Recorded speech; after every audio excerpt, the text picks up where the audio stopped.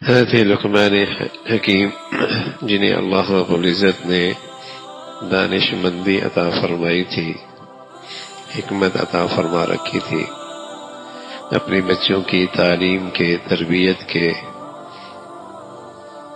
تربیت فرما رہے، تعلیم دے رہے، اور اللہ نے اس سلسلے کو اپنے کلام میں محفوظ فرمایا کہ ایک باپ اپنے بچوں کی تربیت تعلیم ان خطوط میں کرے۔ سب سے پہلے یہ دیکھے کہ اس کا عقیدہ ٹھیک رہے، اسے صحت مند ایمان یقین نصیب ہو جائے۔ دوسرا، اسے اس فکر ہو کہ میرا بیٹا عبادت پہ آ جائے، عبادات کا پابند ہو، عبادات کا اہتمام کرنے والا ہو۔ اور تیسری صورت یہ ہے کہ میرے بیٹے کا دین کی حفاظت میں، دین کی اشاعت میں، دین کی خدمت میں حصہ پڑ جائے۔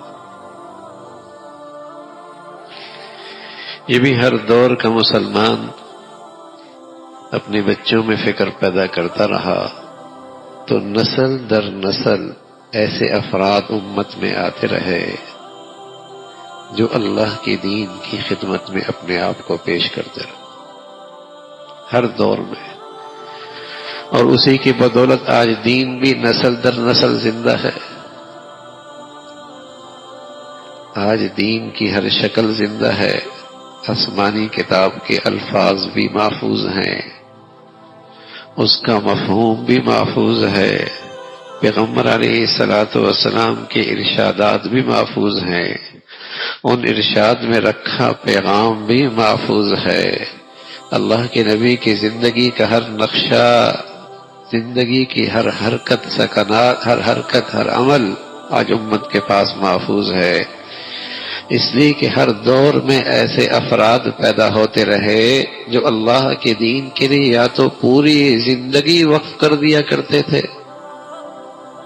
یا کسی نے اپنی کچھ صلاحیتیں لگا دی، کسی نے اپنے کچھ اوقات لگا دیے، کسی نے کچھ وسائل دے دیے، کسی نے دولت لگا دی، کسی نے زندگی دے دی، بلکہ یہ سلسلہ رسول اللہ صلی اللہ علیہ وسلم کے زمانے سے رہا ہے۔ ہر دور میں رسول اللہ صلی اللہ علیہ وسلم نے فرمایا دو لوگ قابل رشک ہیں جنہیں دیکھ کر آدمی کہہ سکتا ہے کاش کہ میں ایسا ہوتا۔ دو قسم کے لوگ ہیں، یہ اللہ کے نبی نے اور کسی کے بارے میں نہیں فرمایا، فرمایا دو قسم کے لوگ قابل رشک ہیں۔ ایک وہ جنہیں اللہ نے آسمانی علم عطا فرمایا ہو، قرآن حدیث کا علم ملا ہو، اور پھر ساری زندگی اس قرآن حدیث کی انصاف بری زندگی کو پھیلانے میں اس کی زندگی لگ گئی ہو، ایک وہ شخص۔ دوسرا کون ہے؟ رسول اللہ صلی اللہ علیہ وسلم نے فرمایا دوسرا وہ شخص ہے جسے اللہ نے دولت دی ہو، مال دیا ہو، اور پھر اس کی وہ دولت اللہ کے راستے میں خرچ ہو رہی ہو۔ یہ دو شخص ایسے ہیں جو اس قابل ہیں کہ جن پہ آدمی رشک کر سکتا ہے کاش کہ میں ایسا ہوتا، میری اولاد ایسی ہوتی۔ اور ہر دور میں ایسا ہوا، کچھ لوگوں نے اپنی زندگیاں پیش کی، کچھ لوگوں نے اپنے وسائل پیش کیے، ہر دور میں، اور اس کی برکت سے آج امت میں دین نسل در نسل زندہ ہے۔ اگر بلال حبشی ہیں تو وہاں آپ کو حضرت عثمان بھی نظر آئیں گے، اگر وہاں علی ہیں تو وہاں آپ کو عبد الرحمن بن عوف جیسے مالدار بھی نظر آئیں گے، وہاں سرمایہ رکھنے والے عثمان غنی بھی نظر آئیں گے۔ تو کوئی زندگیاں لگا رہا، کوئی اپنی زندگیاں وقف کر رہا، اور کچھ اپنی دولت خرچ کر رہے۔ یہ ہر دور میں امت میں ایسے افراد آتے رہے جو اپنی زندگیاں دین کی حفاظت میں لگاتے رہے، جس کی بدولت آج اس پرفتن دور کے اندر بھی کوئی یہ نہیں کہہ سکتا کہ میرے پاس نبی کا یہ طریقہ موجود نہیں ہے۔ ہر نبی کی ادا عقیدے سے لے کر عقیدے سے لے کر معاشرتی اور معاملات کی زندگی تک پورا دین امت تک محفوظ ہے، حتیٰ کہ جہاں مسلمان کو یہ پتا ہے کہ میرے پیغمبر بیت اللہ میں کیسے تشریف لے گئے، وہاں مسلمانوں کو یہ بھی پتا ہے کہ ہمارا پیغمبر بیت الخلاء میں کیسے تشریف لے گئے۔ سر سے لے کر پاؤں تک ہر ادا اس امت کا تک محفوظ ہے۔ کیسے محفوظ ہوئی؟ ہر دور میں ایسے افراد کا انتخاب ہوا، ایسے خوش نصیب ہوئے جنہوں نے یہ زندگی امت تک نسل در نسل منتقل کی ہے۔ لیکن یہ سبق ہر گھر میں بچپن ہی میں ماں باپ اپنے بچوں کو دیا کرتے تھے کہ بیٹے تم نے دین کی بھی خدمت کرنی ہے، بیٹے تیری زندگی کا کچھ وقت تیری زندگی کی صلاحیتیں دین کی حفاظت میں بھی لگنی ہیں۔ یہ ہر گھر کی پہلی درسگاہ میں ماں باپ سبق دیا کرتے تھے۔ مائیں حضرت خنسا 7 بچے شہید ہو گئے، 7 بچے، خوش ہو رہی ہیں، واہ واہ۔ بلکہ جب میدان آیا، مارکا آیا، تو اپنے بچوں کو بھیجتی ہیں اور کہتی ہیں بیٹے میں نے تمہیں جوان ہی اس دن کے لیے کیا تھا، میں نے تمہیں پالا ہی اس دن کے لیے، میں نے دودھ ہی اس غرض سے پیا تھا۔ اور جب سارے شہید ہو گئے تو خوشیاں مناتی کہ آج اللہ نے مجھے اپنے بچوں کی شہادت پہ عزت بخشی۔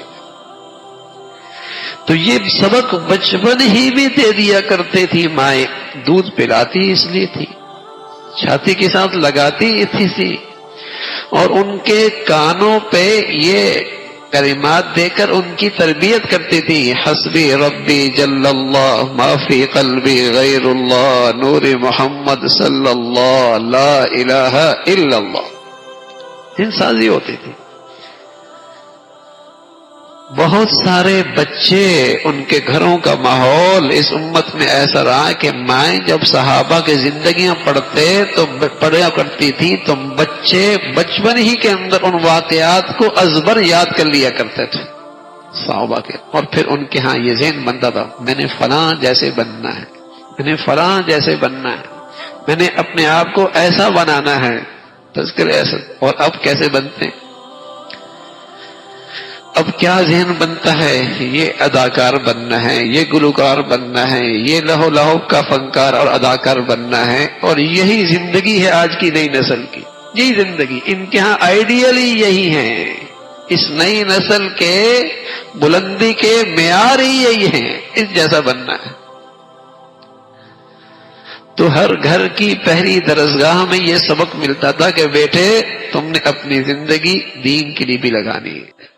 تو میرے عزیزو، حضرت لقمان اپنے بیٹے کو نصیحت کر رہے ہیں، بیٹے شرک بھی نہ کرنا، تیرا عقیدہ بھی ٹھیک ہو، تیری زندگی میں عبادات بھی ہو، اور ساتھ فرمایا کہ دیکھو برائی سے روکنا، اچھائی کی طرف بلانا، یہ تحریر سے بھی ہوتا ہے، یہ تقریر سے بھی ہوتا ہے، ہاں، اور اس کے لیے اسباب و وسائل بھی مہیا کیے جاتے ہیں جس سے خیر پھیلے، جس سے نیکی پھیلے، جس سے دین پھیلے، جس سے دین کی حفاظت ہو، جس سے دین آگے اس کی اشاعت ہو، اس کے لیے ایسے اسباب و وسائل مہیا کرنا اور ان صورتوں کو اختیار کرنا جس سے برائی رک جائے، شر رک جائے، فساد رک جائے، منکرات رک جائیں، گناہ رک جائے، دین دشمنی ختم ہو جائے۔ یہ بھی مسلمانوں کی ذمہ داریاں ہیں کہ مسلمان اس میں اپنی صلاحیتیں، وسائل، زندگیاں لگا رہے ہوں۔ تو ایک باپ اپنے بیٹی کی تربیت میں ان خطوط کو سامنے رکھتا ہے۔ اللہ رب العزت بھائی ہمیں بھی عمل کی توفیق نصیب فرمائے۔